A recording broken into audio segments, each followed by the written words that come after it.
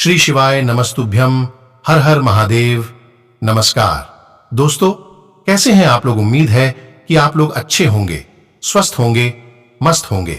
तो स्वागत करते हैं आपके अपने ही YouTube चैनल धार्मिक ज्ञान में।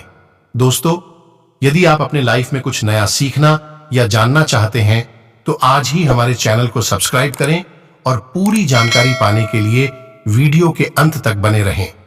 दोस्तों, हम जो भी और जैसा भी खाना खाते हैं उसका सीधा असर हमारे शरीर पर तो पड़ता ही है, साथ ही हमारे व्यवहार और आचरण पर भी पड़ता है। और हमारा व्यवहार और आचरण जैसा होता है उसी पर हमारे जीवन की सफलता या असफलता निर्भर होती है। दोस्तों, खाना कैसा होना चाहिए, कैसे खाना चाहिए और खाना खाते समय किन बातों का ध्यान रखना चाहिए, इसके बारे में हमारे शास्त्रों में बहुत ही डिटेल में बताया गया है। इसके अलावा हमारे शास्त्रों में यह भी बताया गया है कि खाना बनाने वाले को भी कुछ नियमों का पालन जरूर करना चाहिए, जिससे उसके बनाए खाने से घर परिवार में सबको फायदा हो सके। खासकर यदि घर की महिलाएं उन सभी नियमों को ध्यान में रखते हुए खाना बनाएं, तो उस घर में हमेशा सुख, शांति और समृद्धि बनी रहती है। उन सभी नियमों में सबसे बड़ा नियम यह है कि घर की महिलाओं को खाना हमेशा सुबह जल्दी उठकर बना लेना चाहिए। आप सोचेंगे ऐसा क्यों? तो आइए हम एक कहानी सुनते हैं जिससे आपको यह बात समझ में आ जाए। बहुत पहले एक गांव में रमेश नाम का एक व्यक्ति रहता था।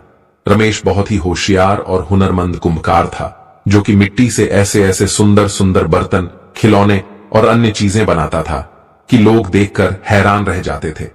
उसकी बनाई हुई चीजों को खरीदने के लिए लोग दूर दूर से आते थे। इस प्रकार अपनी कला से वो अच्छा खासा पैसा कमा लेता था। उसने अपने लिए एक बड़ा सा घर और अन्य सुख सुविधा की वस्तुएं भी जुटा ली थीं। लेकिन दुर्भाग्य से अपने माता पिता की मृत्यु के बाद रमेश अपने बड़े से घर में अकेले ही जीवन यापन करता था। उसकी बुआ से उसका ये अकेलापन देखा नहीं गया और उन्होंने अपने रिश्ते की एक सुंदर सी लड़की शांति से उसकी शादी करा दी। शांति सुंदर तो थी, लेकिन बहुत ही आलसी थी। किसी भी काम में उसका मन नहीं लगता था। उसे नींद बहुत प्यारी थी, जबकि रमेश को भोर में उठकर नित्य कर्म निपटाकर अपना काम शुरू करने की आदत थी। शांति सुबह देर से उठती थी और थोड़े बहुत काम किए नहीं कि फिर से सो जाती थी। आलस की मारी वो शाम तक सोई ही रहती थी और फिर जैसे तैसे आलस करते हुए ही खाना बनाती थी। घर में ना तो पहले की तरह साफ सफाई थी और ना ही रमेश को समय पर अच्छा खाना मिलता था। घर में कोई बड़ा भी नहीं था जो शांति को डांटता समझाता। शादी के कुछ महीनों तक तो रमेश ने सब बर्दाश्त कर लिया, लेकिन अब उसे लगने लगा था कि इससे तो वो कुंवारा ही ठीक था। कम से कम समय पर काम पर चला जाता था, घर में सफाई रखता था और अपने हाथों से समय पर खाना बनाकर खा भी लेता था। यहां तो दोपहर होने तक खाना बनने का नाम ही नहीं होता था। अब उसे शांति के व्यवहार और आदतों से चिढ़ होने लगी थी, लेकिन जैसे तैसे निभाना तो था ही, सो चुपचाप निभा रहा था। शांति को उसने प्यार से, डांट से, हर तरीके से समझाने की कोशिश की, लेकिन शांति थी कि सुधरने का नाम ही नहीं लेती थी। धीरे धीरे रमेश के बर्दाश्त की सीमा खत्म हो रही थी और वो गुस्से में रहने लगा था। समय पर खाना न मिलने पर उसे अक्सर काम पर जाने में देरी हो जाती थी। कई बार तो वो भूखा ही चला जाता था। फिर दिन भर भूख के कारण वो चिड़चिड़ाता रहता था। इन सभी बातों का बुरा असर उसके काम पर पड़ रहा था। उससे पहले की तरह काम नहीं हो रहा था। आमदनी कम होते होते इतनी कम हो गई कि उसका मुश्किल से गुजारा हो रहा था। पैसों की कमी के चलते अब शांति और रमेश के रोज झगड़े होते थे, जिससे दोनों ही परेशान हो गए थे। रमेश की बुआ को किसी ने इस बात की खबर दी तो वो अपने भतीजे गृहस्थी को देखने आई। रमेश के घर की हालत देखकर ही बुआ की अनुभवी आंखों ने सब भांप लिया। बुआ के सामने रमेश और शांति बहुत शर्मिंदा हो गए, क्योंकि पैसों की कमी से वे उनकी ढंग से आवभगत भी नहीं कर पा रहे थे। अकेले में शांति ने बुआ से रमेश की शिकायत कर दी कि वो उसका ध्यान नहीं रखता है और लड़ता है सो अलग। बुआ ने शांति की बात को ध्यान से सुना, हालांकि वो जानती थी कि गलती किसकी है। उन्होंने शांति को सही राह दिखाने की सोच ली। दूसरे दिन बुआ ने आराम से सो रही शांति को भोर में ही जगाया और उसे घर की साफ सफाई करने के लिए कहा। बुआ की डांट के डर से शांति बेमन से उठी और काम पर लग गई। बुआ ने भी शांति की मदद की, जिससे घर चमचमा उठा। अब बुआ ने शांति को जल्दी से नहा धोकर तैयार होने के लिए कहा। शांति उनकी इस बात को भी मना नहीं कर पाई और जल्दी से नहाकर आ गई। अब बुआ ने उसे भोग बनाकर भगवान की पूजा करने के लिए कहा। शांति ने ऐसा ही किया। चमचमाते हुए घर में भोग और धूप दीप की सुगंध फैल गई तो अपने आप ही घर का वातावरण प्रसन्न हो गया।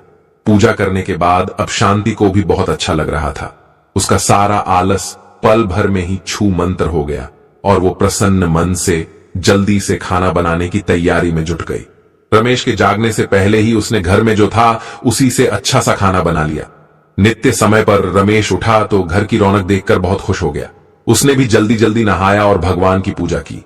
रसोई से आ रही खाने की महक से उसकी सोई भूख जाग गई और जब शांति चेहरे पर मुस्कुराहट लिए उसके सामने खाने की थाली ली आई तो वो शांति के बदले हुए व्यवहार से हैरान रह गया।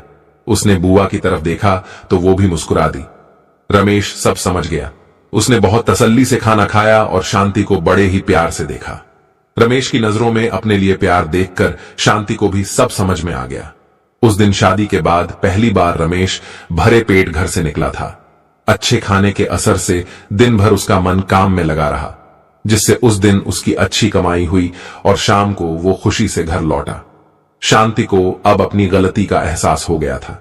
अब वो जैसा बुआ बताकर गई थी वैसा ही करती थी। सुबह जल्दी उठकर खाना बनाने से रमेश कभी भी काम पर भूखा नहीं गया। समय पर खाना खाने से उसका चिड़चिड़ापन दूर हो गया और वो पहले की तरह काम पर ध्यान देने लगा। उनके घर में फिर से सुख समृद्धि लौट आई। तो देखा आपने दोस्तों कि केवल सुबह जल्दी खाना बन जाए तो उससे कितना फायदा हो सकता है। इसीलिए दोस्तों कहा जाता है कि रसोई घर में ही परिवार का भाग्य तय होता है। एक स्त्री अपने घर को कैसे रखती है इसी पर पूरे परिवार की किस्मत टिकी हुई होती है। अगर स्त्री देर से जागती है, देर से भोजन बनाती है तो इसका नकारात्मक प्रभाव उस घर में रहने वाले लोगों पर पड़ता है। घर की जितना स्वच्छ और सुंदर रखा जाता है उतनी ही घर में खुशहाली बढ़ती है। इसीलिए महिलाओं को हमेशा अपने घर को स्वच्छ रखना चाहिए। भोजन हमेशा सुबह जल्दी बनाना चाहिए। देर से बनाए हुए भोजन पर अशुभ शक्तियां अपना हक जमा लेती हैं और ऐसा भोजन करने से उस व्यक्ति की अधोगति होती है, घर में दरिद्रता आती है, घर में क्लेश होता है। इसीलिए कहा जाता है कि जितना जल्दी रसोई घर में भोजन बनता है उतनी ही जल्दी घर की तरक्की होती है। साथ ही रसोई घर को हमेशा स्वच्छ रखना चाहिए। रसोई घर में कभी झूठे बर्तन नहीं रखने चाहिए। रात्रि में रसोई घर में झूठे बर्तन होते हैं तो उस घर में नकारात्मक शक्तियों का वास होने लगता है।